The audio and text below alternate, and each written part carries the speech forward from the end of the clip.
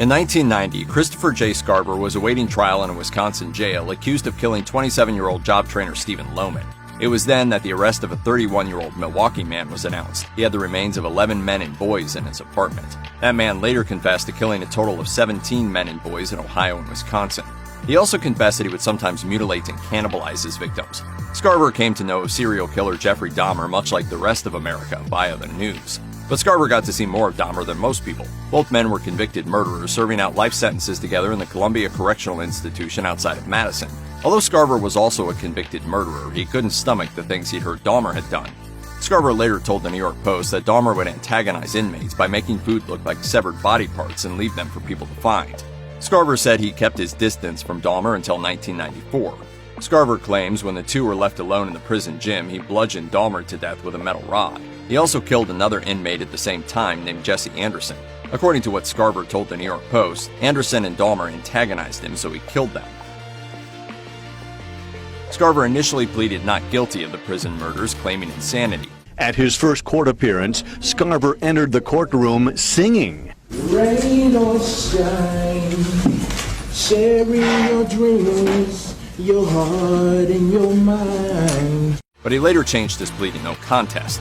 He did so in exchange for being moved to a federal prison instead of serving out his life sentences in a state penitentiary. He was sentenced to 2 consecutive life sentences on top of the first one.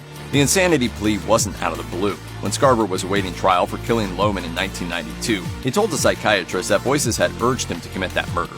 Specifically, he said it was the voices of a family, a mom and a dad, a boy, and a little girl. Scarver shot Lohman in the head 4 times, then made a manager write him a check for $3,000. He also stole the manager's credit card.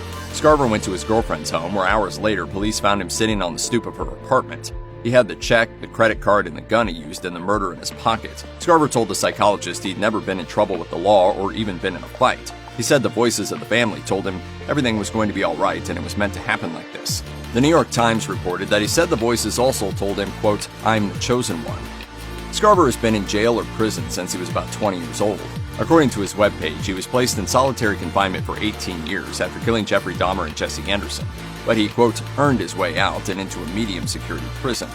When he was initially arrested for murder in 1990, his girlfriend was pregnant and gave birth after Scarver was sentenced. The child was named Chris after his father, and the two maintained a relationship through letters, according to what his son told CNN in 2014. During his time behind bars, Scarver became a poet and wrote a book titled The Child Left Behind, Poetry of Christopher J. Scarver. Scarver also writes short stories, musical compositions, and songs, and creates art. He's proactive in writing prison policy proposals and initiated the American Prisoner Repatriation Act. Scarver also tries to encourage his son. In part of a letter the younger Chris shared with CNN, Scarver wrote, "Tough times don't last, tough people do, and you are the toughest kid I know."